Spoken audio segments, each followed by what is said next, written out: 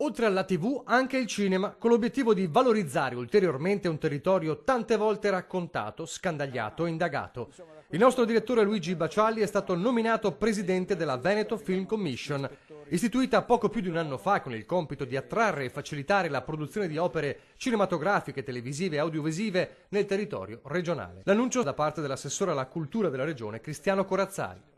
Con la nomina di una personalità come Luigi Bacialli, spiega Corazzari, si potrà finalmente mettere in moto la macchina della Film Commission, che offrirà assistenza gratuita e supporto logistico alle imprese produttrici, aiuterà la filiera delle nostre imprese a fare rete e sosterrà i nostri territori nel diventare set ancora più attrattivi.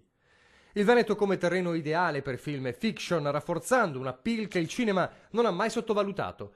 Troppi per citarli tutti i titoli che hanno visto come scenari i nostri territori, da classici come Morte a Venezia e Signore e Signori, alla filmografia di Ermanno Olmi, fino alle mega produzioni hollywoodiane come l'ultimo episodio delle gesta di Spider-Man.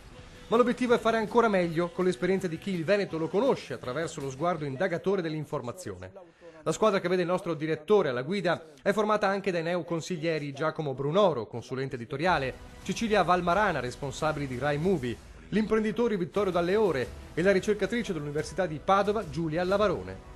Subito a disposizione un budget di 5 milioni di euro ottenuti grazie ai fondi della programmazione POR FESR 2014-2020. Perché il Veneto, location inconfondibile amata dai grandi cineasti, possa meglio strutturarsi anche in termini di produzione, accoglienza e organizzazione turistica. Una sfida tutta da vincere.